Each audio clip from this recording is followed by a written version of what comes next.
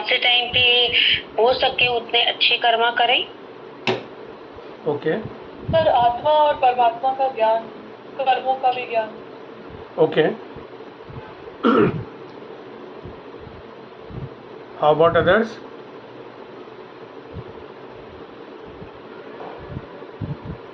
Being conscious, living in the present moment. आपको ऐसा नहीं लगता कि आप जो जो स्पिरिचुअलिटी का आंसर है, आप कहीं ना कहीं आप थोड़ा सा बुकिश आंसर दे रहे हैं? आपको नहीं लगता कि स्पिरिचुअलिटी, जब आपने लोगों को सुना होगा अलग अलग माध्यम, यूट्यूब पे सुना होगा, टीवी पे देखा होगा आपने, कुछ लोग इंटरव्यू देते हैं, पॉडकास्ट पे आते हैं, तो हर इंसान अब ड्यूरिंग द इंटरव्यू सबसे पहले जब उससे क्वेश्चन पूछा जाता है या वो खुद बताता है तो वो बोलता है कि मैं बहुत स्पिरिचुअल हूँ। हर इंसान बोलता है कि मैं बहुत स्पिरिचुअल हूँ, और वो स्पिरिचुअलिटी की वो जो व्याख्या करता है, वो बोलता है, उसका जो मतलब होता है उसके अनुसार स्पिरिचुअलिटी में वो ऐसा कहता है कि स्पिरिचुअलिटी में वो भगवान का ध्यान लगाता है, वो रोज़ सुबह मेडिटेशन करता है, वो मंदिर जाता है। मतलब मैं वो सारे आंसर दे रहा हूँ जो पॉसिबल है, किसी से भी आपको सुनकर लगेगा कि हाँ स्पिरिचुअलिटी का मतलब वो बोल रहा है। वो बोलेगा मैं बहुत दान दे करता हूँ, मैं मंदिर जाता हूँ, मैं रोज़ मेडिटेशन करता हूँ। आपको नहीं लगता कि स्पिरिचुअलिटी में लोग यही तो बोलते हैं ना कि मैं मंदिर जाता हूँ, मैं दान देता हूँ, मैं और बहुत ज़्यादा, हाँ सर, है ना? लोग भक्ति को स्पिरिचुअलिटी बोलते हैं। जनरली मैंने देखा है अभी सोफिस्टिकेटेड इन्वायरमेंट में, सोफिस्टिकेटेड कंटेम्प्रेरी वर्ल्ड में, दुनिया में अभी जो लोग स्पिरिचुअलिटी को क्या बोलते हैं, मैं मेडिटेशन करता हूँ, तो वो मतलब स्पिरिचुअलिटी को ही समझते हैं कि मेडिटेशन या कोई मंदिर जाने को स्पिरिचुअलिटी समझता है ना? तो गलत भी नहीं है, आंसर तो ये भी ठीक है। ओके, तो ये स्पिरिचुअलिटी का जो अभी हम और इसका जो एक्सप्लेनेशन करेंगे। मेरा दूसरा सवाल आपसे है कि कुंडली अवेकनिंग क्या है? कुंडली को जागृत करने के क्या मतलब है? क्या होता है कुंडली अवेकनिंग? सर ये जो मतलब मैंने जो पढ़ा है या जो सुना है मैं वही बताऊंगी। तो ये ना अभी ये इंटरनेट पे वो कुंडली अवेकनिंग क्लासेस ये सब बहुत चलते हैं, लेकिन इतना इजी होता तो सब लोग कुंडलिनी अवेकन करके स्पिरिचुअल पाथ पे चले जाते। लेकिन मैंने जो पढ़ा है वहाँ पे ऐसा पढ़ा है कि कुंडली अवेकनिंग किसी गुरु के अंडर में करनी चाहिए। अगर वो सही से नहीं हुई तो आप उसको हैंडल नहीं कर पाते, जैसे किसी का पागल हो जाना या फिर साइड इफेक्ट भी होते हैं। मगर कुंडली जागृत करना है क्या? मतलब अगर आपको परिभाषा देनी पड़े तो क्या है? 7 to 7 चक्र को अलाइन करना, नीचे से अपवर्ड से एनर्जी डाउनवर्ड से अपवर्ड तक जाना। और मेरे ख्याल से सब लोग एग्री करेंगे, मतलब चक्र एक्टिवेशन, सातों चक्र का जागृत होना, यही है Chandan ji and Ruchi And Guruji, actually it is not like Kundali awakening. Okay, so for us every day that awakening will be happening, but not in a full-fledged form. Okay, so this Kundali awakening, this is not a sudden process. It takes very, very, very long, gradual time. So it has to be awakened in the that way only. Because अच्छा, I heard once. अच्छा, एक बात और Guru told like. हाँ बोलिए, क्या बोला उन्होंने? Suddenly, if you awaken the Kundalini awakening, if you do suddenly by going to some guru, it is just like jumping off a fast moving train. It should not happen in that way. It should happen gradually. Okay, so that way it should happen. मगर like that, अच्छा, तो मतलब कुंडली जागृत हो गई तो इसको मेजर कैसे करोगे?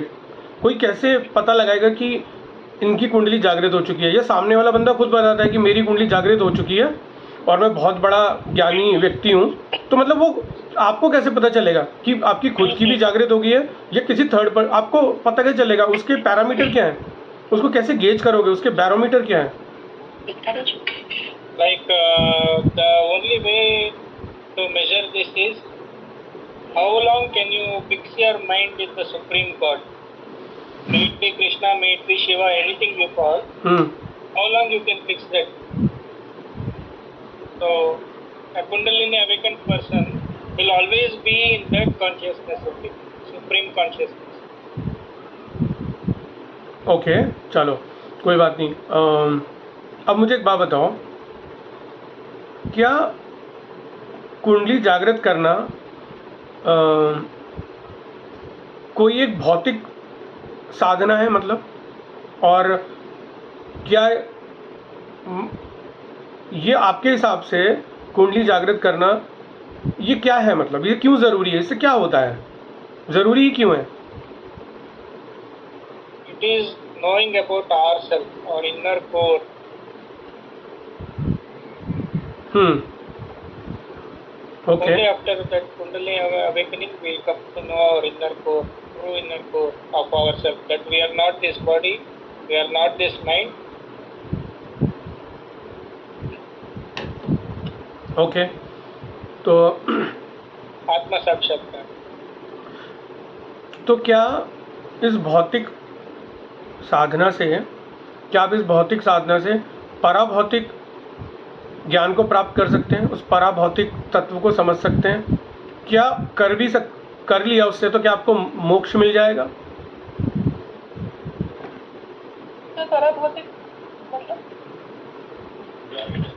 पराभौतिक मतलब पराभौतिक मतलब फिजिकल रेल्म से ऊपर, फिजिकल भौतिक से कुछ चीज़ ऊपर है तो वो जो है उसको मेटाफिजिकल वर्ड्स में मैं बात कर रहा हूँ, क्योंकि एक तो फिजिकल लेवल पे चीज़ें आपके सामने है ना, और एक मेटाफिजिकल लेवल पे हैं, तो वो उसको हम पराभौतिक बोलते हैं।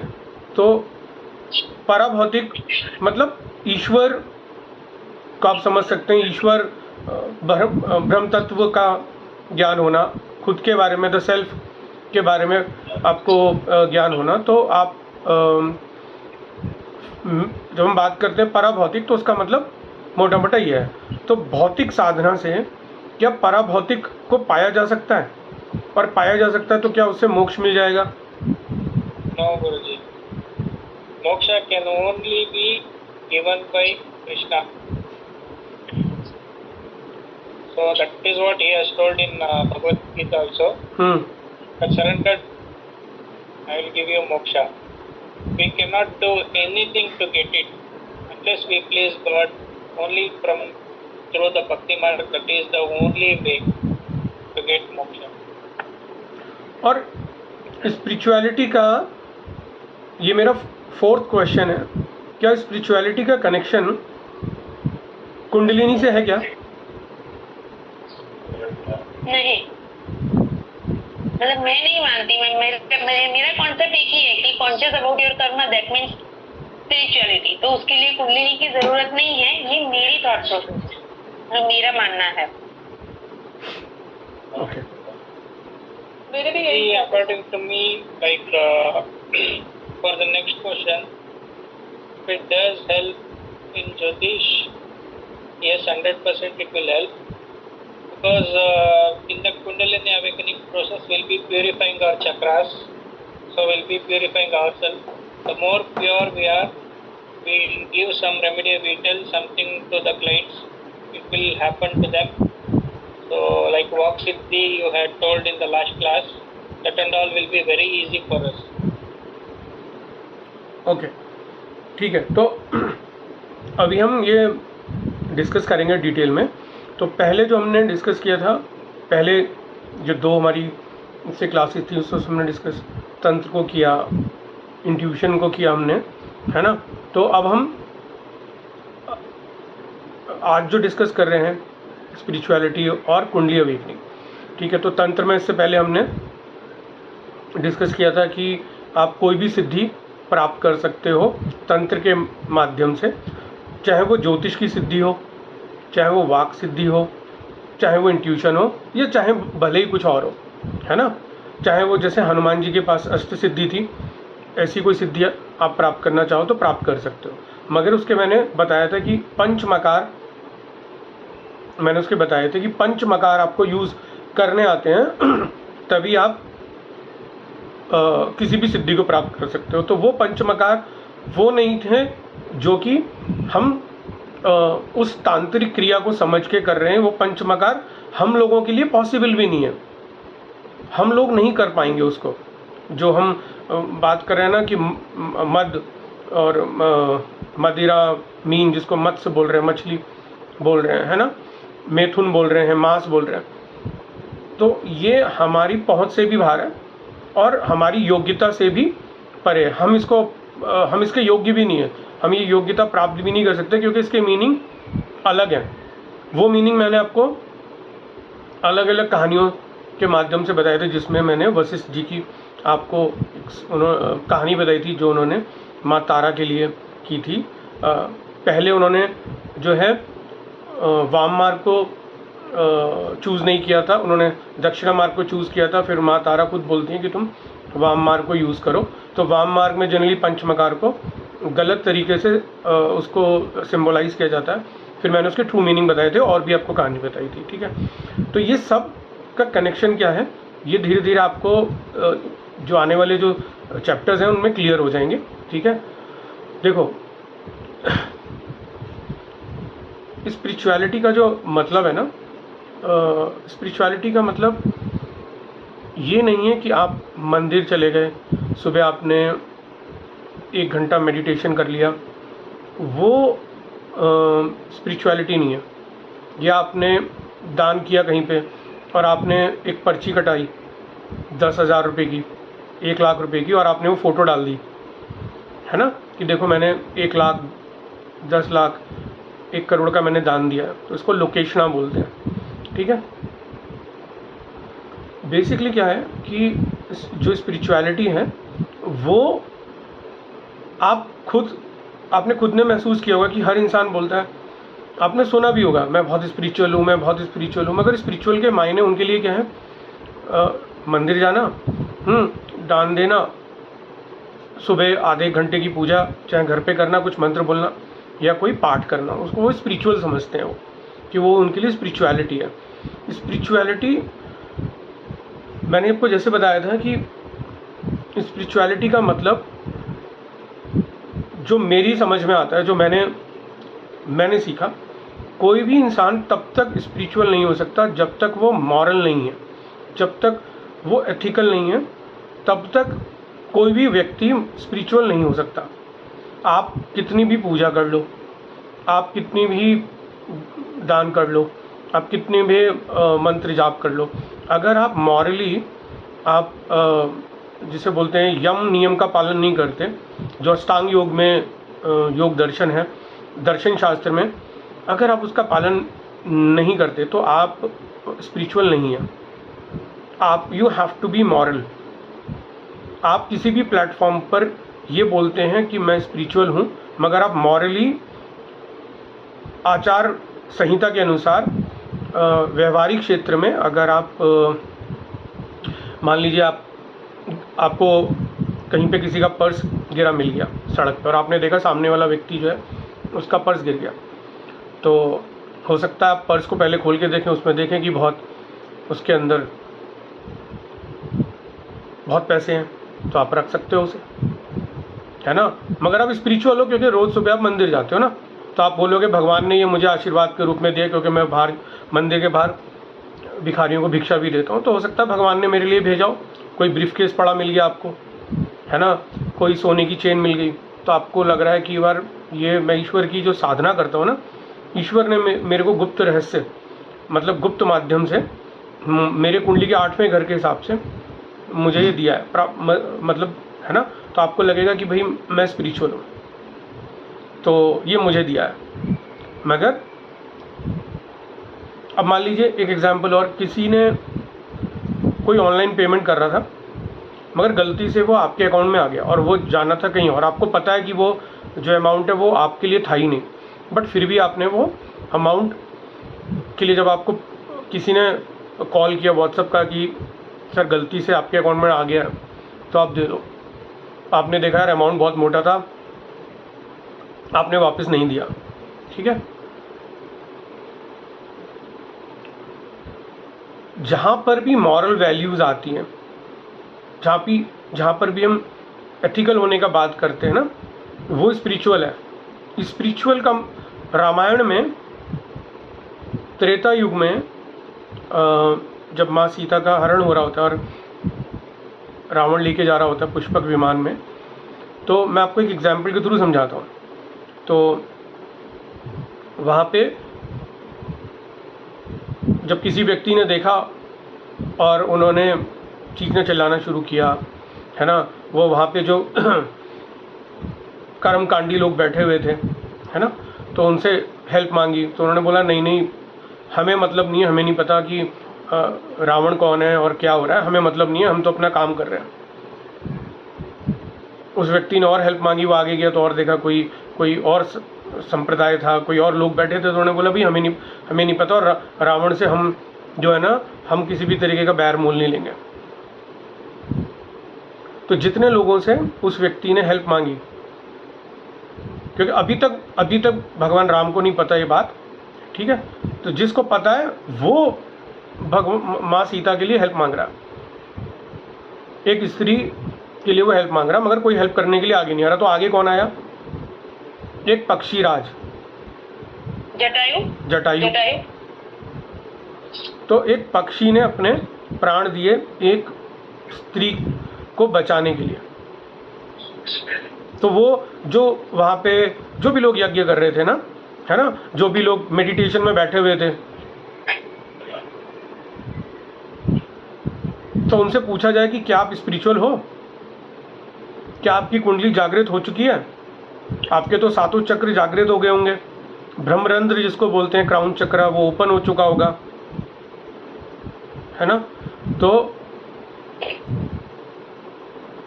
क्या वो स्पिरिचुअल हैं? नहीं है। अगर आप समाज में किसी के हक के लिए आप उसको मदद नहीं कर सकते और आप उसके लिए खड़े नहीं हो सकते, तो आप स्पिरिचुअल नहीं है, क्योंकि आप मॉरल वैल्यूज़ और एथिक्स की बातें आपके ऊपर बिल्कुल भी लागू नहीं होती। समझ रहे हैं आप? तो कहने का मतलब ये है, स्पिरिचुअल वो बंदा है या वो इंसान है जो मॉरल वैल्यूज़ और एथिक्स की बातें करता है। मैंने जैसे जटायु का एग्जाम्पल दिया, अगर आपने देखा होगा स्वयं जटायु का जो दाह संस्कार था वो किसने किया था? भगवान राम ने खुद किया था, है ना। कितने अच्छे कर्म किए होंगे जटायु ने कि भगवान राम के द्वारा, ईश्वर के द्वारा दाह संस्कार हो रहा है, मोक्ष मिला, है ना, सीधा वैकुंठ धाम को पहुंचे, जीवन मरण के मृत्यु से मुक्ति मिली। यानी देखो,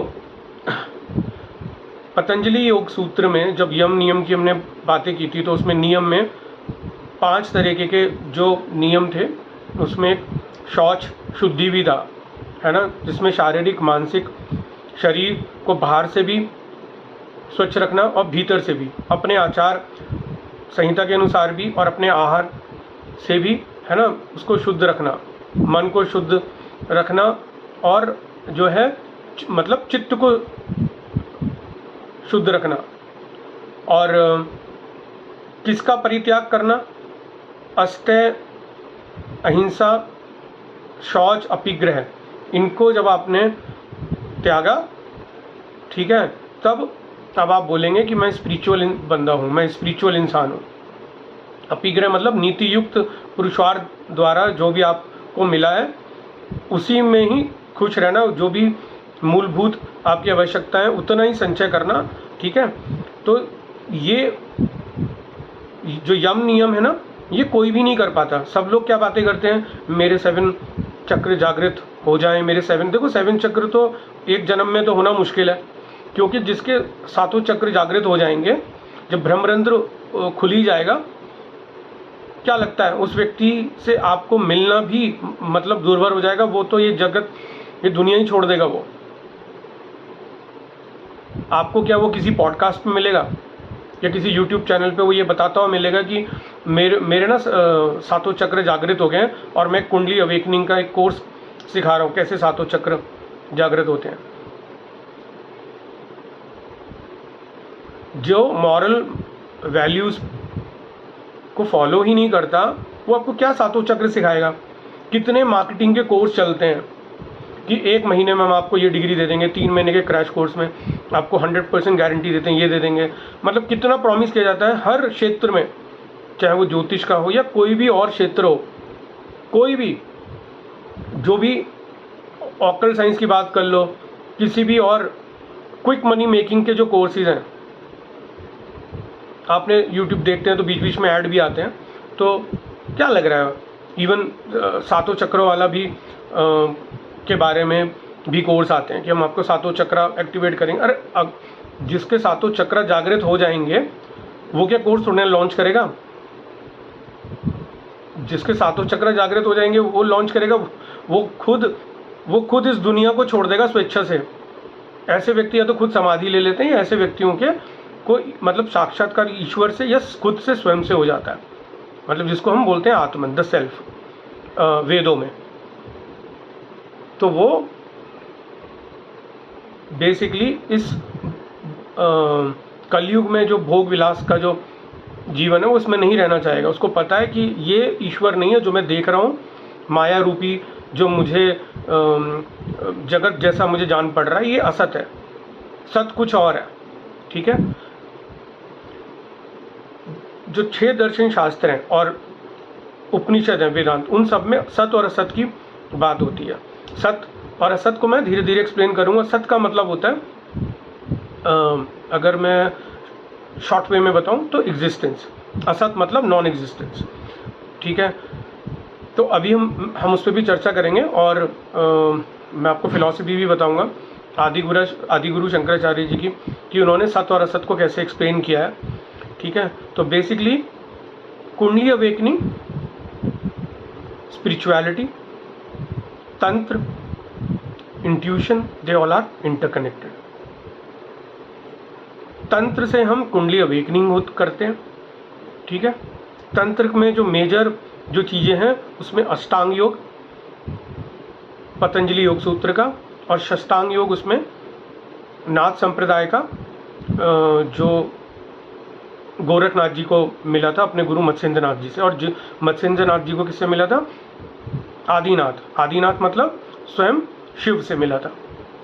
ठीक है, तो अगर आप सोचें कि भाई सिर्फ हम एस्ट्रोलॉजी का कोर्स कर रहे हैं, है ना, एस्ट्रोलॉजी हमको आ जाए, वो तो आपको आ ही जाएगी। वो तो दुनिया में कितने लोग कहाँ कहाँ पे सीख रहे हैं, वो तो सबको आ जाएगी, उसमें तो कोई प्रॉब्लम नहीं है।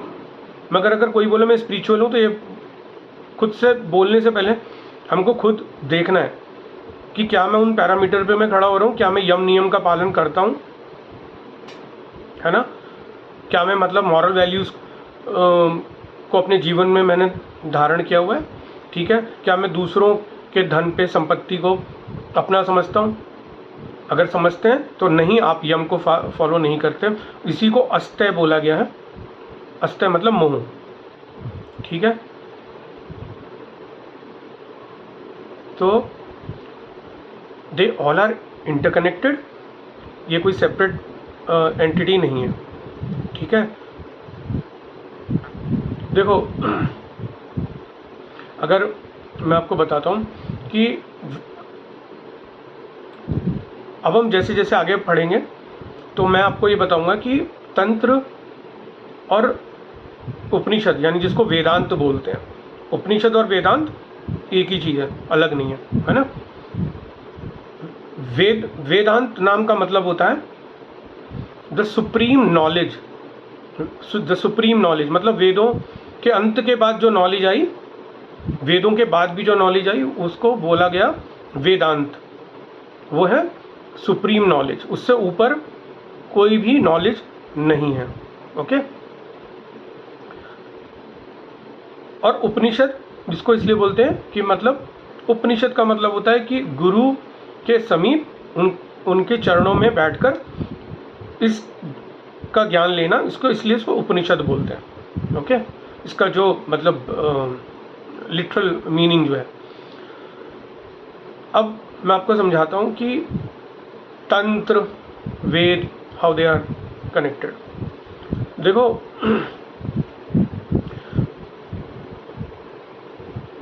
अभी हम बात कर रहे थे ना कुंडली अवेकनिंग की, तो तंत्र से हम आध्यात्मिक मार्ग पे चलकर हम ये पता लगा सकते हैं या हम ये जानने की कोशिश करते हैं कि am I this is a physical body, am I just only a physical body और मोर देन दैट, जिसको हम मेटाफिजिकल बोल रहे हैं। एक बार दयानंद सरस्वती जी ज्ञान की प्राप्ति में अलग अलग गुरुओं की तलाश में घूम रहे थे कि मुझे सही कोई गुरु मिले तो मैं उस ज्ञान को प्राप्त करूं। तो उनको किसी ने बताया कि आप वृंदावन में जाओ, वहाँ पे आपको वृजानंद जी मिलेंगे। तो वो वृजानंद जी जो है उनके गुरु, वो बेसिकली ब्लाइंड थे। ठीक है।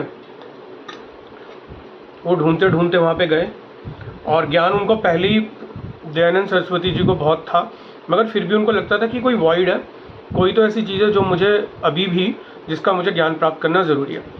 तो उन्होंने क्या किया, वो ढूंढते ढूंढते उन गुरु को गए जिनको रेकमेंड किया गया कि भाई उनके पास आप जाओ। तो वो उनके पास गए और जब बाहर दरवाजे पे उन्होंने दरवाज़ा खटखटाया तो अंदर से आवाज़ आई, कौन है? तो दयानंद सरस्वती जी ने बाहर से बोला कि यही तो जानने आया हूँ।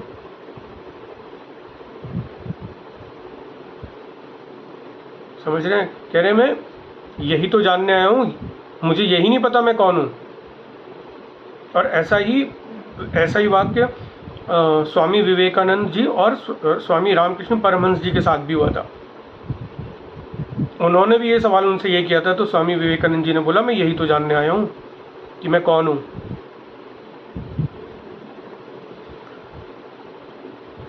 जब हम बात करते हैं ना आई नो माई सेल्फ, जब हम बात करते हैं आई नो माई सेल्फ, तो इसके दो मीनिंग है।